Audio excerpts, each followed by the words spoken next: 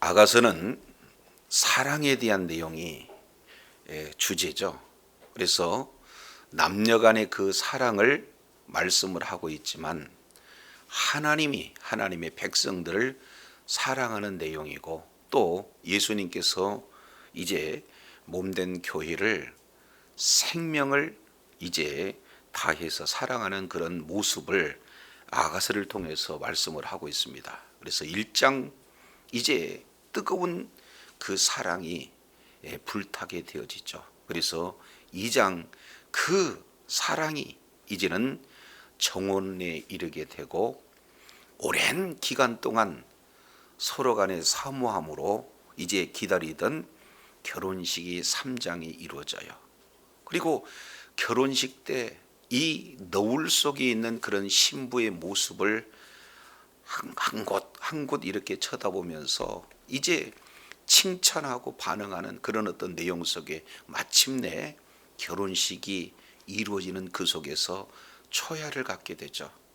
그랬을 때 신랑 신부 그 마음에 매우 흡족한 그런 어떤 내용들을 이제 사랑의 그런 어떤 언어로서 잘 지금 말씀을 하고 있습니다. 자, 그런데요, 우리가 이제 대부분 결혼들을 다 해보신 그런 분들이기 때문에 이제 결혼식 하기 이전 사랑할 때의 마음과 그리고 결혼 이후에 그런 사랑의 마음이 한결같던가요? 아니면 때로는 결혼 생활 이후에 위기가 찾아올 때가 많던가요? 이건 물어보나 안 보나 이 연애할 때보다 결혼한 이후에 서로 간의 주장이 더 강해서 여러 가지 분쟁 요소가 있는 것이 일반적인 그런 관계이잖아요. 그래서 오늘 가장 사랑했을 때 결혼과 그리고 이 첫날 밤에 그러한 아름다운 그런 추억, 이 내용 이후에 이제는 한 가정을 이루고 남편과 아내 사이에서 일상적인 생활에서 어떠한 사랑이 되어지는가, 그 사랑의 위기를 만났을 때 이 위기를 통해서 어떻게 사랑이 더욱더 이제 아름답게 성숙되는가 하는 내용이 이제 5장 이 내용에 잘 소개되고 있습니다. 1절 내용을 보면은 이제 초야를 맞이하고 경험했던 그런 이후에 지금 솔로몬이 신부에 대한 그런 내용을 말하고 있어요. 1절 내용을 보니까 내 누이 내 신부야, 내가 내 동산에 들어와서 나의 모략과 나의 향재료를 거두고 나의 꿀송이와 꿀을 먹고 내 포도주와 내 우유를 마셨으니, 이렇게 표현하고 있습니다. 그러니까 신부가 신랑을 온전히 경험한 그런 어떤 내용이 되어지는 거죠. 그랬을 때 이제 여기서 반복적인 그런 어떤 내용들을 살펴보면은 여기 이런 표현이 계속해서 반복되어지죠. 어떤 내용이 가장 많이 반복됩니까? 나의 누이, 나의 신부, 내가 내 동산에 들어와서, 지금 이 술람미 여인은 누구의 소유가 되어진다? 신랑의 소유가 되어진다. 이 내용은 성도는 예수 그리스도의 소유다. 예수님의 피의 값을 지불하고 그 사신 그러한 값을 지불한 구속의 은혜가 우리들에게 주어졌어요. 그렇기 때문에 우리는 이제는 내가 아니라 어떻게 돼요? 그리스도의 신부로서의 나예요. 바로 그리스도의 소유로서 나예요. 이런 어떤 부분에 대해서 굉장히 흡족한 신랑 예수 그리스도의 표현을 이렇게 진행을 하고 있어요. 이것이 한결같은 바로 하나님의 그 사랑을 솔로몬의 그런 고백을 통해서 그대로 이렇게 보여줍니다. 자, 근데 2절에서 이 내용이 약간 다른 분위기로 전개가 됩니다. 2절, 내가 잘지라도 마음이 깨어있는데, 이렇게 시작하는 이 내용은 뒤에 보니까 나의 사랑하는 자의 소리가 들리는구나 했으니까 2절부터 8절까지 이 내용은 이 술람미 여인의 바로 내용이 소개가 되고 있어요. 그래서 신랑이 만족함을 표현한 1절과 그리고 술람미 그 여인에 대한 내용이 이렇게 기록되고 있는데, 여기에 보니까 장소가 조금 차이가 있다는 것을 볼 수가 있습니다. 2절, 내가 잘지라도 마음은 깨어 있는데, 그러면은 잔다는 거요, 깨어 있는다는 거요. 잠을 잔데 잠잔 거 같지 않는, 한마디로 보면 뭐예요? 깨어 있는 그런 어떤 상태예요. 그렇지 않습니까? 그래서 깊은 수면에 들어가지 못하고 지금 여러 가지 생각들이 많이 지금 오고 있는 그런 상황이다. 그러니까 장소는 어디가 되겠습니까? 침상이 되어지는 거고, 1절은 어디가 되어집니까? 내 동산, 이렇게 표현을 하고 있어요. 그래서 1절 동산의 상황과 2절 이런 침상의 상황, 이 내용이 지금 이렇게 차이가 있게 지금 표현이 되고 있습니다. 그러면서 조금 더 살펴보게 되어지면은, 지금 신랑은 온통 신부에 대한 만족함으로 표현이 되어지는데, 지금 신부의 생각은 어떤 내용이느냐 봤더니 이미 시간 속에서 그 첫사랑을 놓쳐버리고 마음 가운데 서운함, 마음 가운데 이 나태함, 이런 내용들이 스물스물 지금 이렇게 밀려오고 있는 그런 모습이 되어져요. 왜냐하면 잠을 자는데 깊은 잠을 자지 못하고, 가만히 보니까 1절에서는 남편 아내가 하나 함께 있는 내용인데, 2절 내용 보니까 남편이 있어요? 아니면은 홀로 술람이 여인만 있어요? 그렇습니다. 언젠가 지금 함께 있지 않는 그런 상황 속에서 잠 못 이루고 있다 하는 그런 내용이에요.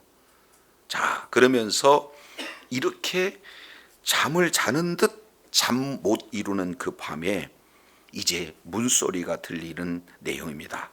그 대상을 나의 사랑하는 자의 소리가 뭐였어요? 들리는도다. 지금 이렇게 표현을 하고 있습니다. 우리 주님은요, 한결같이 사랑하는 여인을 찾으시는 이런 어떤 내용이 되어져요. 그리고 문을 두드리고 있습니다. 신랑은요, 굉장히 인격적이에요. 문을 바로 열고 들어올 수도 있으나 열고 들어오지 못하고 뭐예요? 올 때까지, 열어줄 때까지 지금 두드리고 있는 내용인데, 이 용어를 보면 얼마나 한결같은 그 진한 사랑을 이렇게 하고 있는가. 5가지 표현을 연거푸 진행합니다. 이게 아가서에서 이제 가장 사실은 길게 표현한 신분에 대한 표현들, 애칭을 이렇게 표현을 하고 있죠. 내용을 보니까 첫 번째 나의 누이, 두 번째 나의 사랑, 세 번째 나의 비둘기, 네 번째 나의 완전한 자. 지금 이렇게 표현을 하고 있습니다. 그러면서 처음 아가서에서 완전한 자다라고 하는 내용을 말씀하고 있어요. 그럼 완전한 내용은 어디서 왔습니까? 4장 7절 나의 사랑 너는 순전히 어여뻐서 뭐예요? 아무 흠이 없도다. 그러니까 여기서 완전하다고 하는 내용은 흠이 없는 바로 그 사랑을 이렇게 표현해요. 그래서 그 사랑의 깊이가 아주 깊은 그런 표현을 하면서 지금 잠자고 있는, 선잠 자고 있는 그 아내를 향해서 조심스럽게 문을 두드리고 있는 그 남편의 사랑, 지금 신랑의 그런 간절한 호소, 이 내용에. 그런데 이 부분을 조금 더 자세히 보니까 이걸 나의 누이 하고 문 열어주세요 그러니까 사실은 문을 안 열렸다는 거예요. 그러니까 또다시 나의 사랑 문 열어다오, 안 열렸다는 거예요. 나의 비둘기 문 열어다오 그랬더니 안 열어줘요. 그리고 다시 뭐예요? 나의 완전한 자야. 계속해서 노크하면서 열어줄 것을 얘기하는데 열어주지 않았어요. 시간이 많이 진행이 됩니다.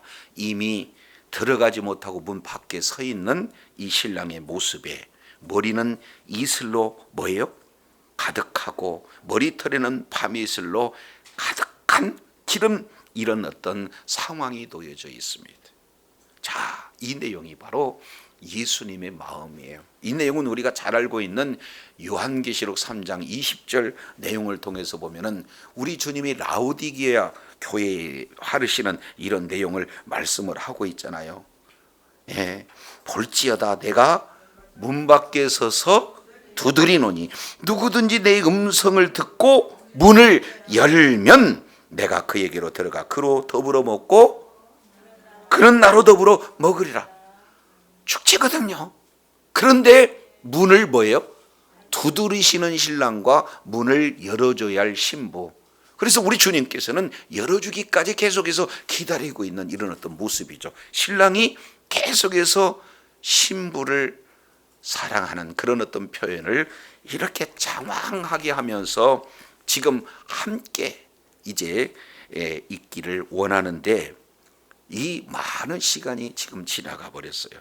자, 그런데 여기에서 내용을 보니까 3절 자세히 보시죠. 내가 옷을 벗었으니 어찌 다시 입겠으며 내가 발을 씻었으니 어찌 다시 더럽히라. 이것이 지금 신부에 가지고 있는 그런 생각이에요.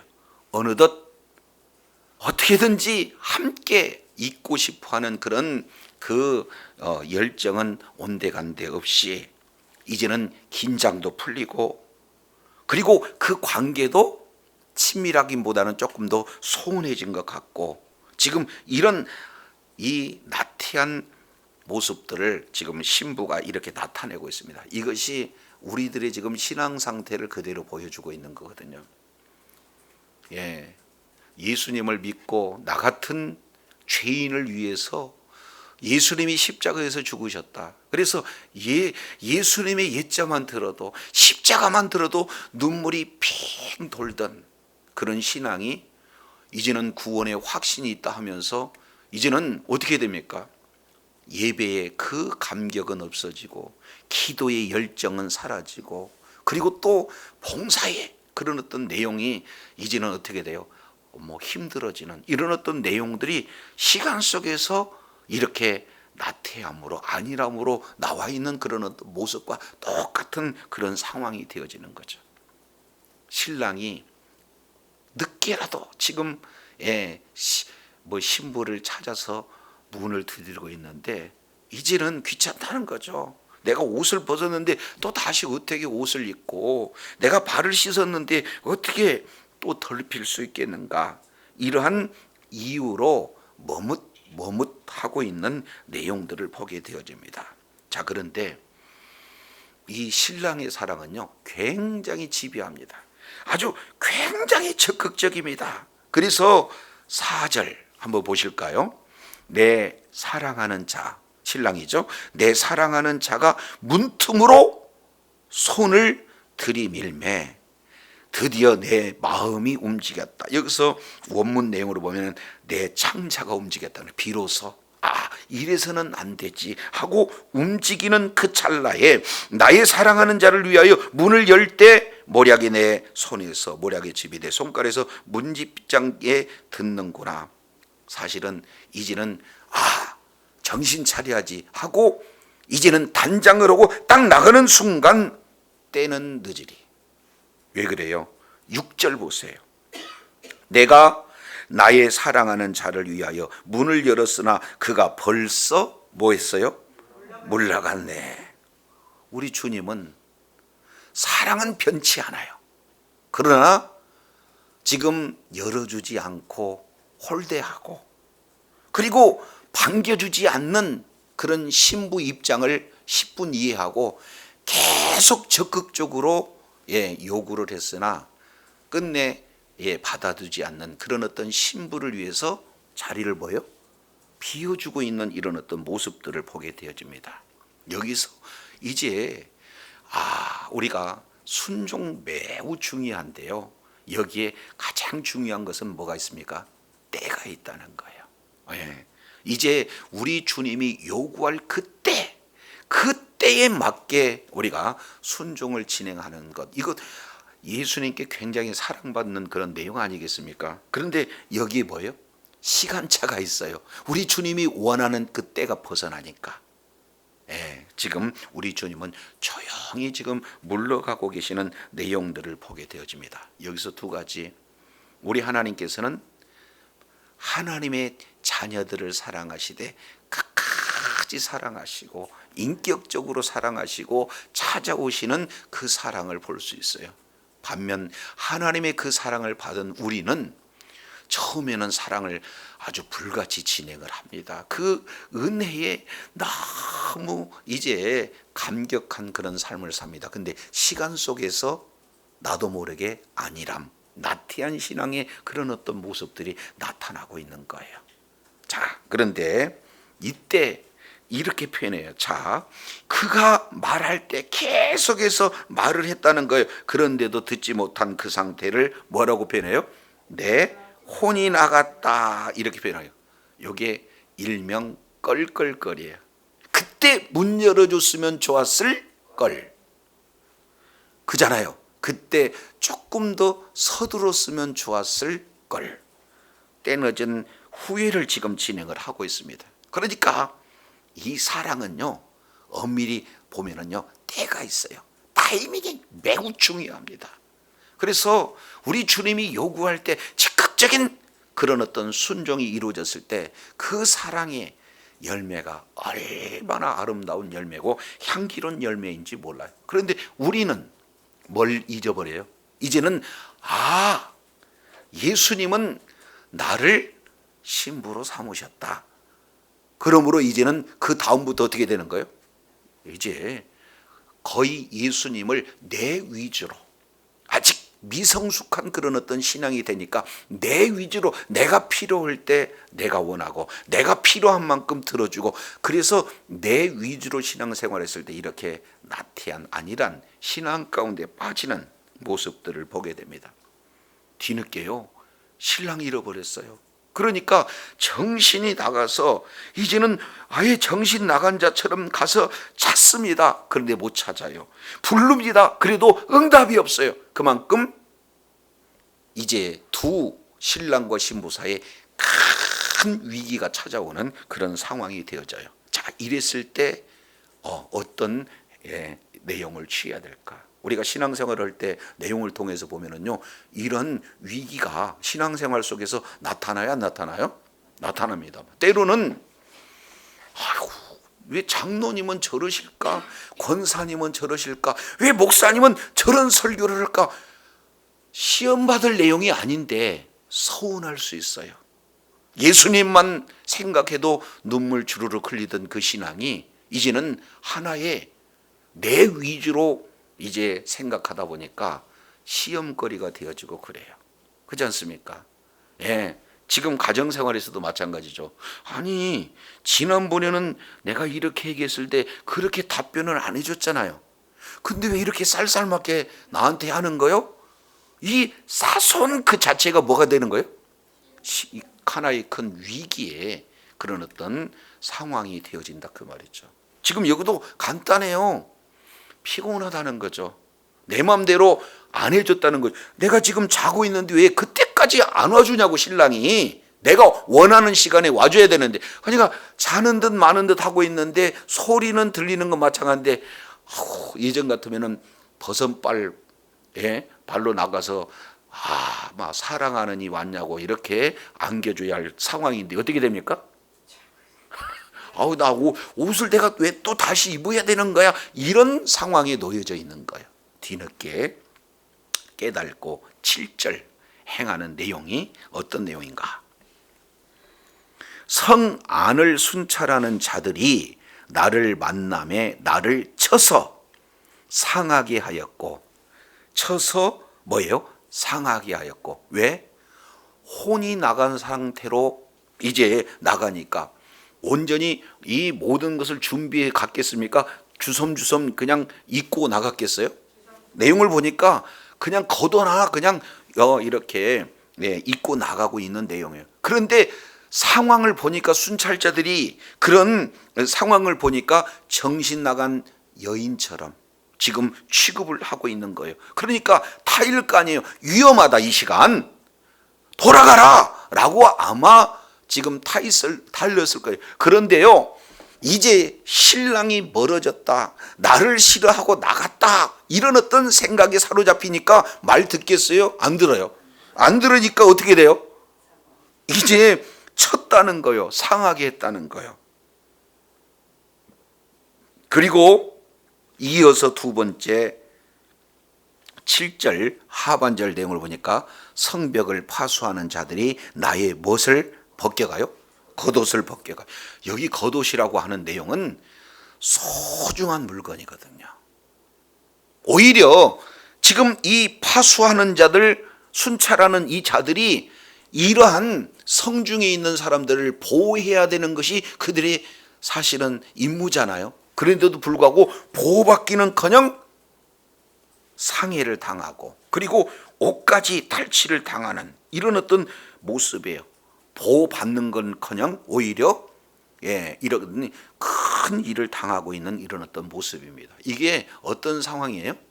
지금 사랑하는 여인을 멀리한 이런 하나의 징계의 모습들을 이렇게 살펴볼 수가 있어요. 그렇지 않습니까? 자, 그러면 이런 최대의 위기 속에서 지금 어떤 한마디로 결론적으로 표현을 하고 있느냐, 이것이 8절이에요. 이제 그 신랑과 신부 사이의 가장 위기 상황을 한마디로 정리하는 내용이 8절입니다. 8절, 예루살렘 딸들아, 너희에게 내가 부탁한다. 너희가 내 사랑하는 자를 만나거든 내가 사랑함으로 병이 낫다고 하려무라. 사랑의 열병을 앓고 있는 그런 모습들을 보게 되어져요. 나 뭐 했어요? 병들었다. 무슨 병? 사랑의 병들었다. 그래서 이 내용은 이제는 이렇게 때늦은 후회를 하고 부지런히 이렇게 성중을 이렇게 찾아다니면서 오히려 상해받고 그리고 탈취 당하고 이런 어떤 상황 속에서도 그럼에도 포기할 수가 없어요. 그러니까 어떻게든지 잃어버린 신랑 찾기 위해서 지금 헤매고 있는 그 사랑의 열병에 빠져 있는 그 모습들을 이렇게 보게 되어집니다. 자, 그러면 이런 상태에서 그러면 어떻게 지금 멀리 떠나가 있는 신랑을 찾을 수 있을까? 이 내용이 이제 하나의 큰 숙제죠. 자, 그랬을 때 9절, 이게 참 중요해요. 자, 9절 내용을 보니까 이렇게, 이것은 코러스예요. 이제 합창의 그런 어떤 개념이 되어지죠. 9절 보니까 여자들 가운데 어여쁜 자야, 너희의 사랑하는 자가 남의 사랑하는 자보다 나은 것이 무엇이냐. 그러니까 주변에 있는 여인들이 이렇게 살펴보니까 반정신이 나갔잖아요. 그러니까 아니 도대체 어떤 남자길래 당신이 그렇게 정신이 나갈 만하냐, 나은 것이 도대체 어느 수준이냐, 지금 이렇게 물어보고 있는 것을 보게 되어져요. 그리고 너희 사랑하는 자가 남의 사랑보다 나은 것이 뭐이게 왜 우리들한테 부탁하는 거야? 사실은 지금 부탁을 하고 있는데도 불구하고 그들은 멸시하고 있는 그런 어떤 모습이죠. 그런데 여기서 한 단어, 우리가 이미 이제 1장 8절에서 살펴본 내용이에요. 여자 중에 극히 어여쁜 여자. 사실은요, 어여쁠 것도 없어요. 그런데 신랑을 잘 만나서 어떻게 돼요? 여인 중에 가장 어여쁜 그런 자가 되어진 거죠. 우리로 본다면은 예수님 만나기 이전에 어떤 존재였는지는 몰라요. 그러나 예수님이 이제 우리를 위해서 십자가에서 죽으시고 그 사랑을 받아들여서 그 예수님의 생명을 가진 우리들을 뭐라고 표해요? 여자 중에 가장 어여쁜 여자다, 이렇게 지금 말씀하고 있어요. 왜 그렇습니까? 우리가 뭘 뛰어나섭니까? 아니에요. 예수님의 생명이 있기 때문에 그래요. 그래서 많은 사람들이 어여쁜 자야, 여자 중에 어여쁜 자야. 그러면서 도대체 네 신랑이 어떤 존재냐, 그러기에 우리에게 왜 부탁하느냐, 지금 이렇게 표현하고 있습니다. 신랑이 잃어버리면요, 혼자 헤매면 방향을 잃을 때가 있어요. 그랬을 때 중요한 내용 한 가지는 뭡니까? 같은 주변인한테 물어보면 돼. 그저 부탁하면 돼요. 자, 이렇게 부탁을 하는데 굉장히 자기 남편을 조금 높여주는 것 같아요. 조금 멸시한 듯한 내용이 들어요. 그러니까 방금 전까지는 내가 옷을 벗었는데, 내가 발을 씻지 않았는데, 이런 생각을 갖다가 나를 여자 중에서 어여쁜 여자로 취급할 수 있는 내 신랑에 대해서는 폄하하는 거 견딜 수가 없으니까, 그래, 내 남편은 이런 자야 라고 하면서 10절부터 16절까지 누구를 소개하고 있으냐? 신랑을 소개해요. 나의 신랑은 이런 정도의 사람이기 때문에 내가 이렇게 사랑에 병이 걸린 거야 라고 지금 표현을 하고 있는 그런 내용이 되어집니다. 자, 10절 내용을 보면은, 내 사랑하는 자는 희고도 불고 많은 사람 가운데 뭐하다?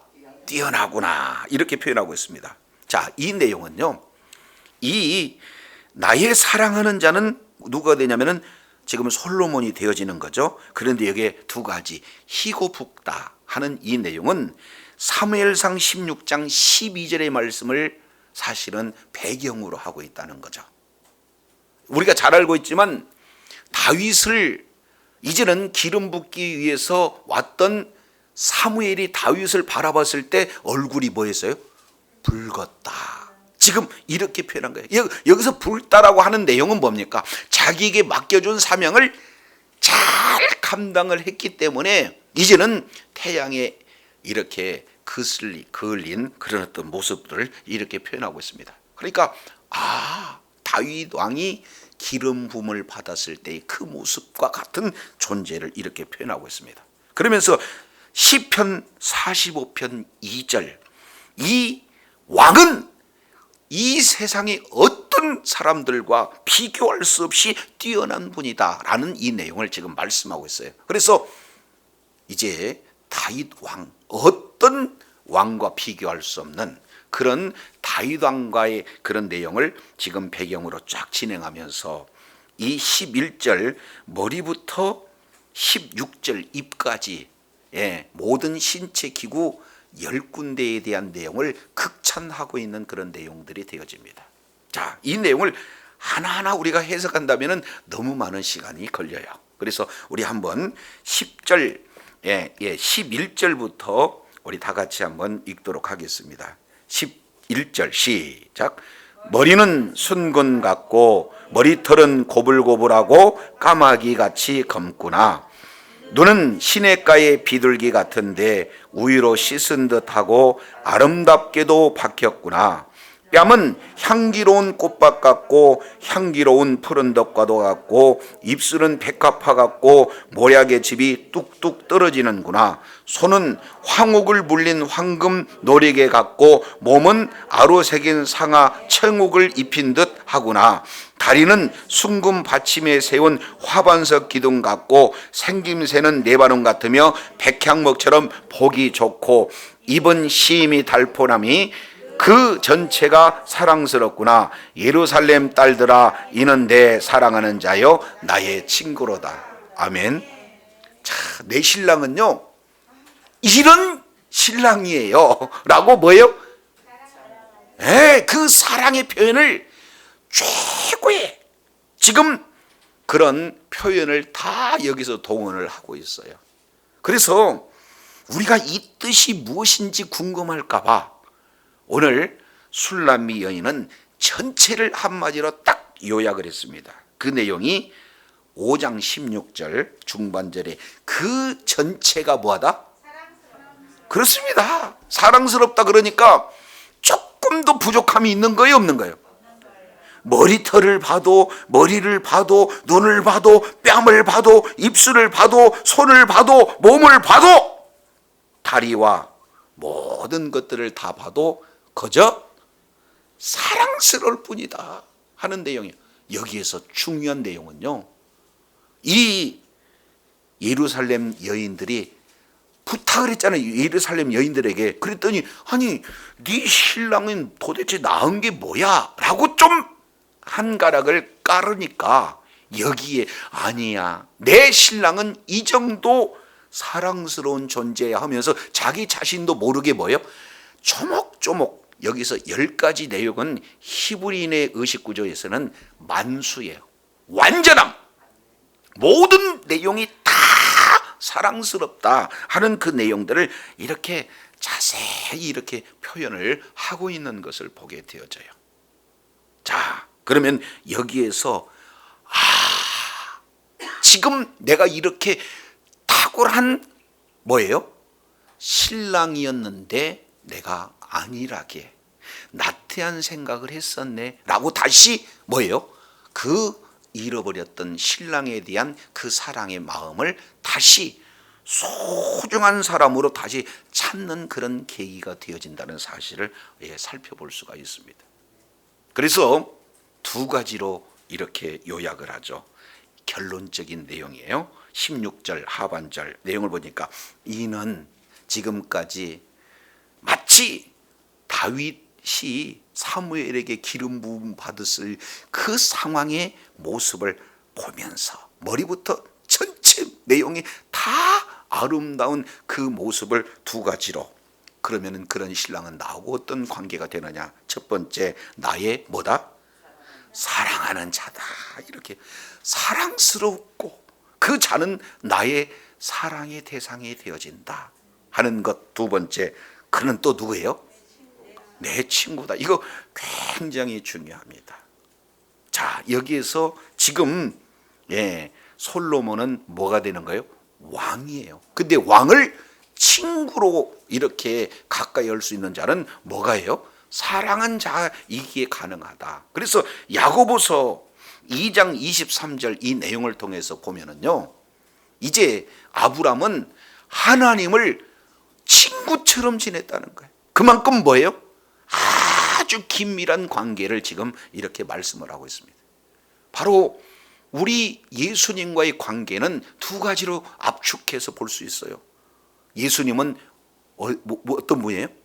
우리의 사랑이, 내가 모든 것보다도 우선적으로 사랑해야 하시는 우리의 사랑의 대상이 되어지는 거고, 동시에 그분은 뭐예요? 우리의 영원한 친구가 되어져야 된다. 근데 이 사실을 놓쳐버리고 어떻게 됐습니까? 시간이 지나면서 이제 예수님은 사실은 내 소유야. 예수님을 나는 이제 믿었기 때문에 이제 지옥 갈 일 없어. 나는 예수님을 믿는 믿음을 가진 바로 그리스도이냐, 이런 내용으로 그저 아니란 생각 가운데 되어지니까 그 첫사랑의 그 소중함을 놓쳐버리는 그런 안타까운 현상이 나타나게 되어집니다. 그러니까 예배 드릴 때 감격이 떨어지고, 찬송할 때 기쁨이 떨어지고, 기도할 때 확신이 떨어지고, 이제는 모든 것이 때로는 형식적인 그런 어떤 신앙 가운데 놓여질 때가 신앙의 위기가 되어지는 거죠. 그러면 이런 위기 상황이 찾아올 때 어떻게 하는 거예요? 나의 진정한 신랑, 나의 진정한 우리 구원자신 예수님은 어떤 분인가 하면서 머리부터 쭉 하나하나 생각해 봅니까? 결론적으로 그분은 나를 사랑하는 분이고 나의 사랑하는 자구나, 그분이 나의 진정한 친구시구나, 이런 내용을 깨닫는 계기가 바로 이런 위기 속에서도 주어지는 바로 놀라운 은혜는, 이것은 성령님께서 저와 여러분을 통해서 깨닫게 해주신 은혜가 되어지는 줄로 믿습니다. 그래서 예수님이 어떤 분인가를 발견하고 어떻게든지 정신 나간 그런 자처럼 찾고, 또 주변에 있는 모든 자들에게 또 그 사랑을 찾기 위해서 부탁할 때 의외로 성령님께서는 그런 사람들의 언어를 통해서도 내가 사랑하시는 예수님을 다시 이렇게 생각하고 얼마나 소중한 분인지 깨닫게 해주시는 분이 바로 주님인 줄로 믿습니다.